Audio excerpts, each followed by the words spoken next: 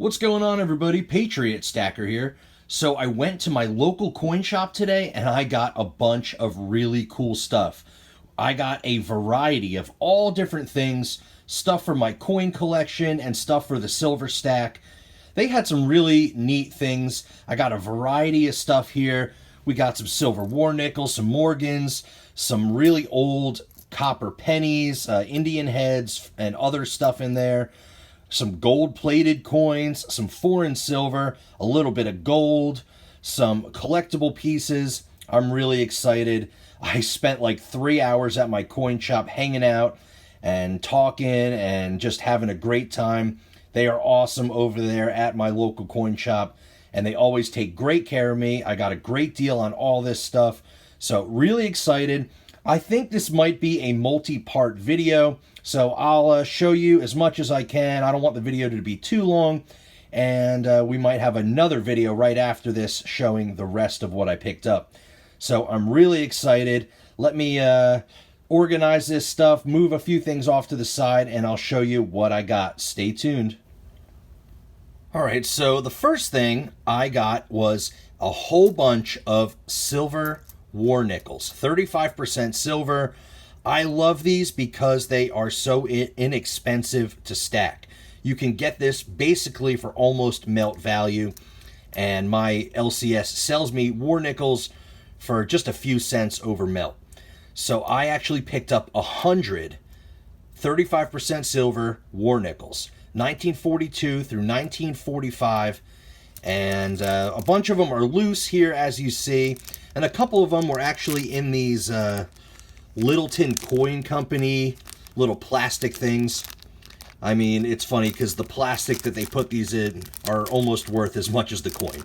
So kind of silly, you know, but they're kind of cool too that they're, labeled and in a little pack. So 3 of them from Littleton Coin Company in the little plastic packs, and 100 or 97 loose ones. There's some really nice looking ones. There's some that are a couple are a little bit worn down or dirty, but can't go wrong with some war nickels because you're getting silver for basically melt value. So I'm all about stacking silver that have the lowest premiums. Stuff like constitutional silver, even the low purity stuff, 40% Kennedys and Ike dollars, 35% silver war nickels, and then of course the foreign world coin junk silver, which I get for basically melt value at my LCS. So I was excited to pick up 100 war nickels. I also got these 2 tubes, so I'm going to fill these 2 tubes. That'll hold 80 of them, and then I'll have 20 left to do whatever with. So that was really cool. I also picked up this. I just thought it was interesting, and it was very inexpensive, so I picked it up. It's 2 different 1909 wheat pennies. We have a 1909 Philadelphia, non-VDB, and then we have another 1909 Philly, which is the VDB.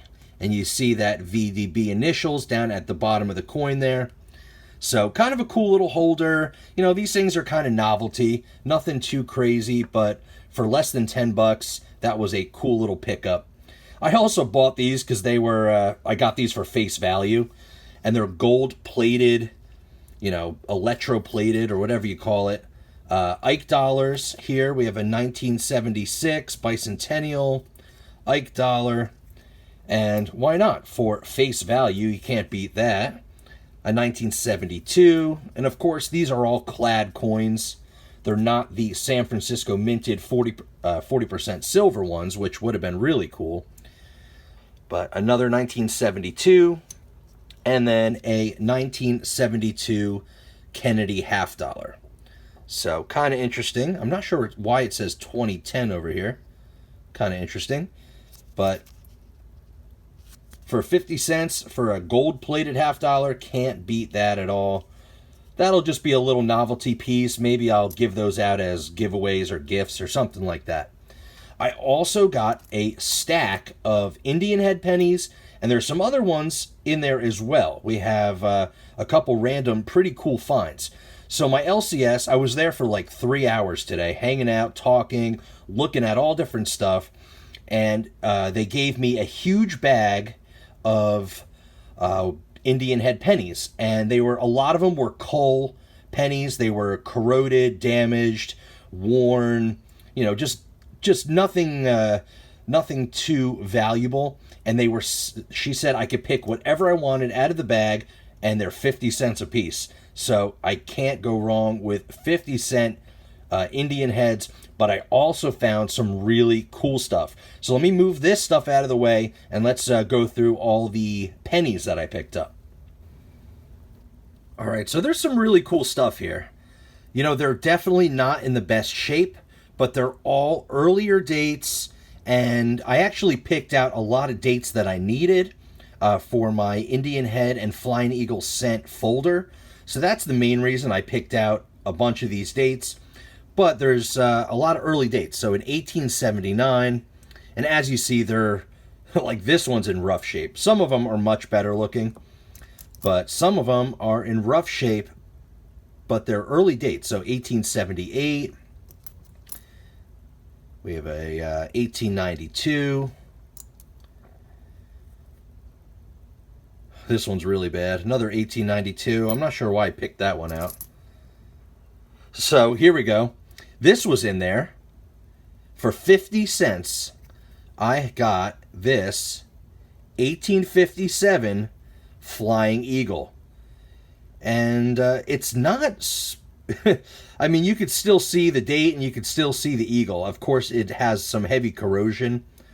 But for 50 cents for a Flying Eagle, not bad at all. I was really excited about that. This one popped out too. So this was sitting in there for 50 cents, a 1909 first year Lincoln cent, and it is a VDB. Can you believe that? For 50 cents, they let me pick out a 1909 VDB and a Flying Eagle. So that was so cool. Also, there was a bunch of early Indian heads, the fat ones here, the thicker coins, 1859. Of course, they have damage, they have issues, but 50 cents for these older dates, I'm not going to complain. They're great hole fillers for my folder. Here's an 1885. Here's another early date, thick one. This one's really rough shape, 1859. But I just think they're cool. And for very little money, it was a cool pickup. 1880. A 1901. So just a couple dates that I needed, and then just a couple ones I grabbed because of the early date or the condition. So 1879, there's a nice early one there. 1894, this one's not in horrible shape compared to the rest. This one's kind of rough. 1870, what's that? 1874, I believe. 1878. This one's really bad. Here we go. In 1909, this one's in really nice shape. Last year of the Indian head scent, and I actually grabbed a couple of the 1909s just to double check when I got home to see if they had a S mint mark. Because if we could get a 1909 S, that would have been an amazing score for 50 cents. Being a key date Indian head scent. 1899. So all different ones. I'm not going to go through every single one, but there were quite a few older dates. Some of these fat ones here, the thicker coins. I can't even read that one. 1863 maybe. I got to double check with the loop or the microscope. But we got some older dates, which was cool. Here's another thick one here. 1862. It's hard to see on camera. But a bunch of really cool Indian head pennies. Here's another older one. Of course, they're in rough shape. But 50 cents a piece, not too bad. I mean, typically you're looking at $1 or $2 to get just a regular old Indian head cent. And of course, if it's a key date or any type of numismatic or older date or low mintage, you're looking at paying quite a bit of a premium, especially if they're in better condition. But I just picked up a handful just because they were inexpensive. This one, some of these might have been like metal detecting finds. They were unearthed from the ground. A lot of environmental damage, stuff like that. So, pretty cool. I was excited about getting these for my folder. I just wanted to fill some holes that I needed. So, I picked up a handful of them. Pretty excited about that. Let's see what else we got. All right, so I also got a whole bunch of foreign silver coins. I think I'm going to save that for the next video. We also got some foreign gold. But real quick, I did get 3 Morgan dollars, and we'll go over those real quick. So in 1887, minted in Philly. It's got some cool toning on the side of the coin there, as you see. It's a pretty good looking Morgan, and it has some pretty cool quarter moon toning. And that is minted in Philly, 1887. And their Morgan dollars, just their, regular old Morgan dollars, nothing fancy, just kind of like XF, VF condition, sometimes a little bit better, or sometimes a little bit worse. They sold at my local coin shop for around 26 bucks, so not a bad deal. In 1896, this one's got a little bit of luster going on. You can still see a little bit of a cartwheel. And it's got a little bit of toning going on in the E pluribus unum, as well as the stars on the right or the left-hand side. So, not too bad. That's a pretty good-looking coin there. I was excited about that one. And lastly, we got an 1883 Philly.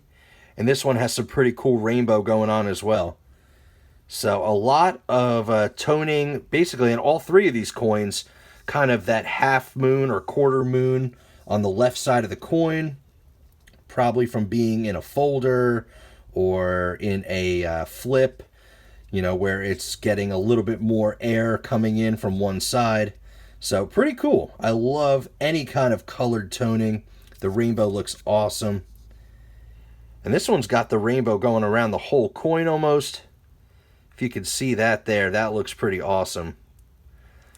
So 3 Morgan dollars, really excited about that. I also got all this foreign silver and a little tiny piece of foreign gold, but stay tuned for that in the next video. I hope you enjoyed checking out my local coin shop purchase. Stay tuned for the next video where we'll finish the rest of the pieces that I got. Smash the like button, subscribe to the channel, ring that notification bell, and as always, have a great day.